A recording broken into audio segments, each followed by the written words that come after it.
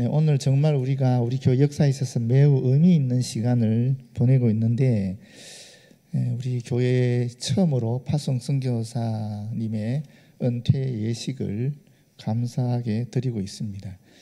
그렇지만 제 마음으로 좀 서운한 마음이 많습니다. 왜냐하면 이게 이렇게 조촐하게 할 게 아니거든요. 사실 좀 이것도 좀 붙이고 원로 목사님도 좀 모시고 좀 이렇게 좀 죄송합니다. 번쩍 좀 삐까번쩍하게 이렇게 해야 되는데 제 마음이 굉장히 좀 그러네요. 그런데 우리 사실 이 은퇴식을 하겠다고 몇 번 요청을 드렸는데 계속 거부하시는 거예요. 거절하시는 거예요.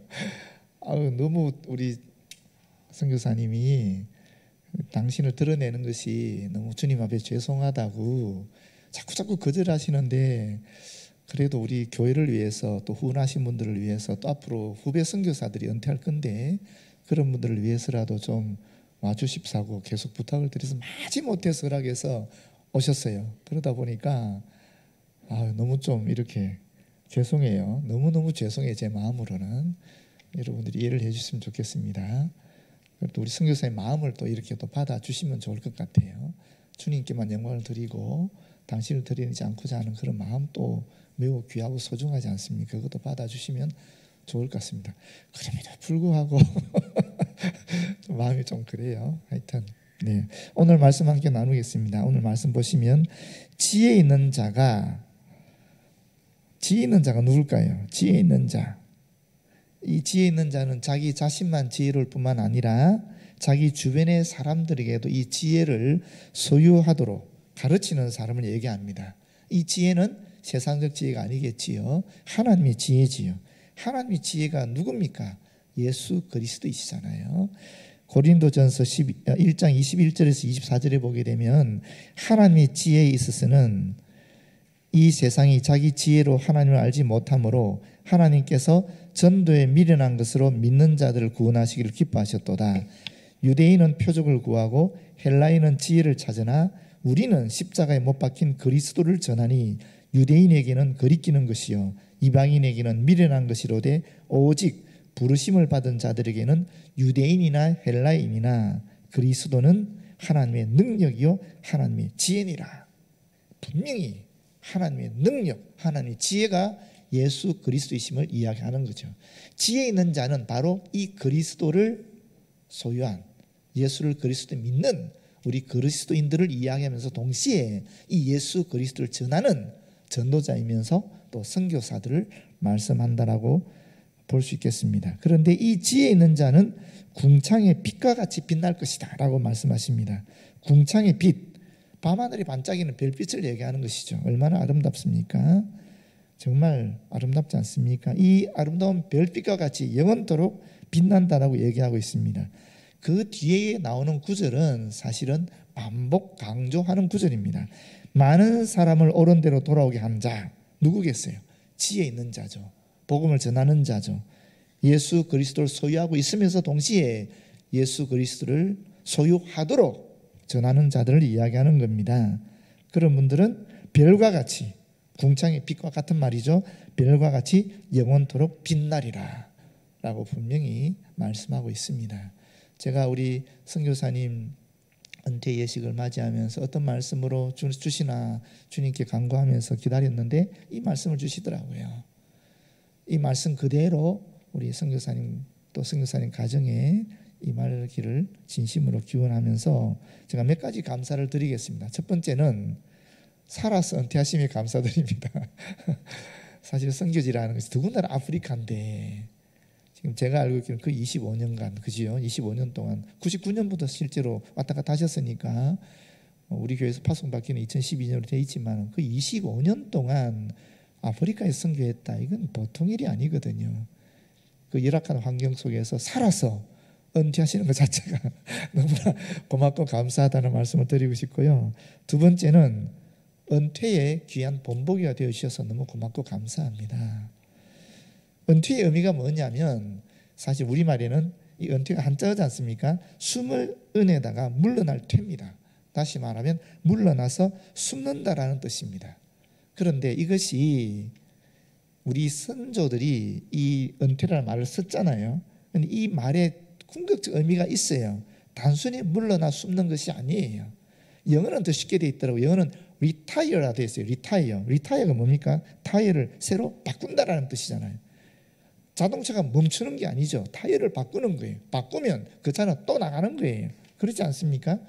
그래서 이 은퇴라는 것이 이 머물러 숨는다는 개념이 늙었기 때문에 일어나는 종말이 아니라는 겁니다. 끝이 아니라는 겁니다. 단순히 일생에 있어서 하나의 과정이 끝나는 것이라는 것입니다. 일터에서 물러나는 것을 얘기하는 거죠.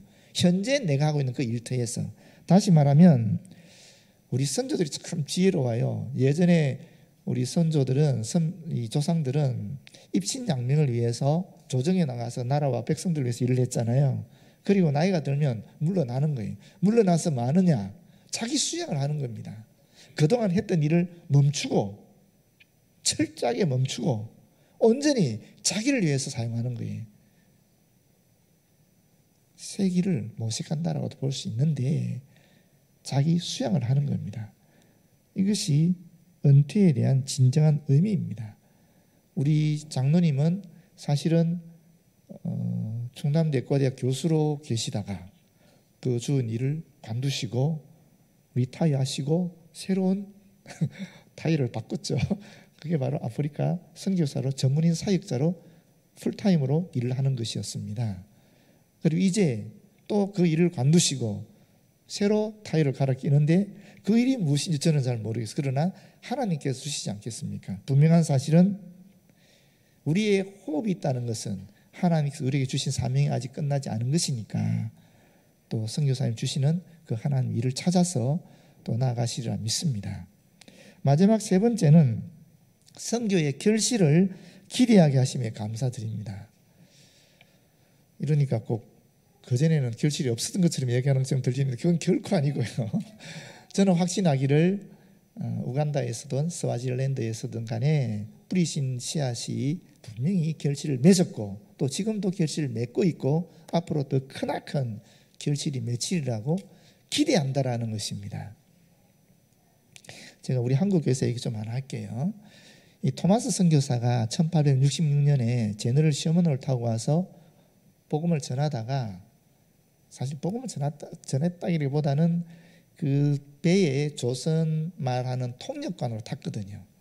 그러다가 이 배가 대동강 쪽으로 올라오면서 계속 약탈을 하는 거예요. 상선인데, 명분상 상선인데 무역을 요구했지만 실제로는 약탈을 시작한 겁니다. 그러니까 가만히 내버려 두겠습니까? 조선 백성들은 굉장히 선의로 먹을 것도 주고 뭐 식수도 주고 했는데 약탈을 하니까, 그리고 또 이 사람들이 막 대포를 쏘아가 우리 백성들이 다치고 죽고 하니까 가만히 안 내버려 두지 않겠습니까? 그래서 결국 그 배를 불태워버리는데, 근데 그때 그 토마스 선교사가 헤엄쳐가 나왔어요. 나와서 성경책을 전한 사람이 있습니다. 그런 사람들이 있어요. 그 사람 중에 하나가 누구냐면 박충근이라는 분입니다. 이 박충근이 대동강변에서 토마스 선교사 실제로 죽인 사람이에요. 그때 군사였으니까. 그때 이분이 토마스 선교사 죽으면서 성경책을 줬거든요. 그런데 이 성경책을 받고 33년 후에 이분이 마페 선교사를 만나서 자기 고백을 하면서 회심을 해요. 그러니 33년 후에 일어났어요. 그 다음에 그 조카가 이영택이라는 사람이 있는데 이 사람도 결국 이 박충근의 영향하에 예수를 믿게 되었고 평양 숭실중학교를 졸업하고 나중에 어느 정도까지 가느냐면은 선교사들이 한글 번역 성경위원회를 만들거든요. 거기 참여하게 됩니다. 참여해서 우리 한글 성경을 번역하는데 매우 중요한 역할을 하게 되었어요. 그 다음에 또 어떤 분이 있냐면은 12살 때 최치량이라는 12살짜리 애가 또 토마스 선교사한테 성경책 3권을 받은 거예요. 받았는데 무서우니까 이것을 그 군사한테, 군인한테 줬어요. 그 당시 영문주사라 그런 분한테 박영식이라는 분을 이분한테 줬어요. 근데 박영식이라는 사람 이 책을 갖고 그 당시에 종이가 귀했으니까 자기 집에 벽에다가 방에다가 도배를 한 겁니다. 이 성경책을 종이 질이 좋아가지고 도배를 한 거예요. 근데 나중에 이 최치랑이가 자라서 그 집을 삽니다. 사고 여관으로 만드는 거예요. 그리고 23년이 지나서 그 여관에 누가 가느냐면 마페 선교사하고 한석진 조사가 평양 개척의 의무를 띠고 온 거예요. 그리고 그 여관에 자게 되는 거예요. 근데 하필 그 방에서 잤어요.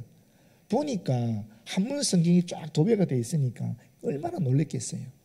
23년이 아니고 25년 후인가 그럴 거예요, 아마도. 얼마나 놀랬겠어요. 그래서 주인을 불렀어요. 그 주인이 최치량이었어요. 그 사람을 전도했어요. 그래서 이 사람이 예수를 믿게 됐어요. 그리고 그 집이 널다리골 교회가 됩니다. 여러분, 널다리골 교회라는 게 잘 모르겠죠? 널다리골 교회가 평양 장대영 교회입니다. 그 장대영 교회에서 무슨 일이 있었어요? 1907년 대부흥운동이 일어난 거예요. 그런 게 됐어요. 하나님 역사는 정말 놀랍지 않습니까? 이런 일이 일어나는 거예요. 지금 우리 선교사님이 사실은 우간다에서도 스와질랜드에서도 병원을 세우기 위해서 얼마나 애를 썼어요.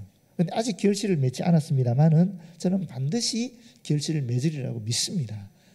그뿐 아니라 얼마나 많은 의료 사역을 하셨어요. 수많은 사람들이 선교사님을 통해서 병이 고쳐졌지 않습니까? 그런데 그 병이 고쳐진 게 단순히 육체 질병 고쳐졌겠습니까?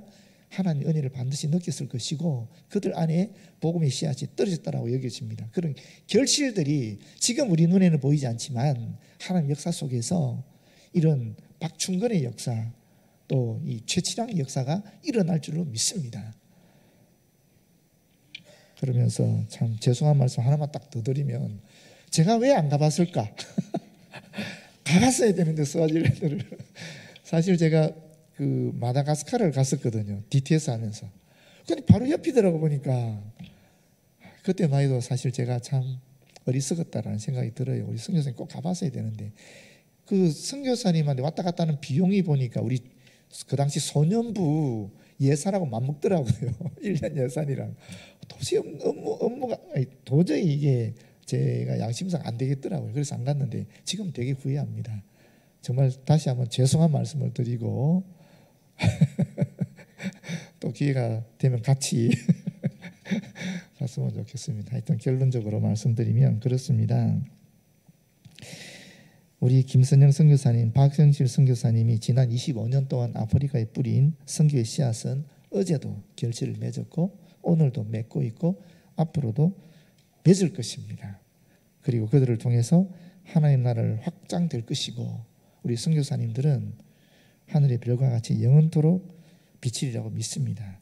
뿐만 아니라 이것이 끝이 아닙니다. 우리의 숨이 끝나는 날 우리의 사명은 끝나는 겁니다. 아직 끝이 아닙니다.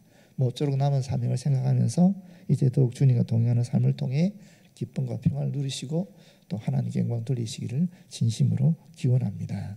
기도하겠습니다. 아버지 하나님 고맙고 감사합니다. 우리 교회에 주의 귀한 종을 세워주시고 이 종을 통하여 선교에 엄청난 사역을 감당할 수 있도록 인도하신 것 고맙고 감사합니다. 이제 선교의 사명을 마치고 은퇴의 예식을 감사하게 드리게 되었습니다. 주님, 이 모든 예식 속에 은총을 더하여 주시고 우리 선교사님과 또 그 가정에 은총을 더하여 주셔서 모쪼록 남아있는 그 주님의 사명을 잘 감당하며 더욱 주님과 동행하는 가운데 주님과 친밀한 사이 되어지도록 인도하여 주시옵시고 좋고 아름답고 기쁜 소식이 서로 간에 늘 오갈 수 있도록 역사하여 주시옵소서. 예수님 이름으로 기도드립니다. 아멘.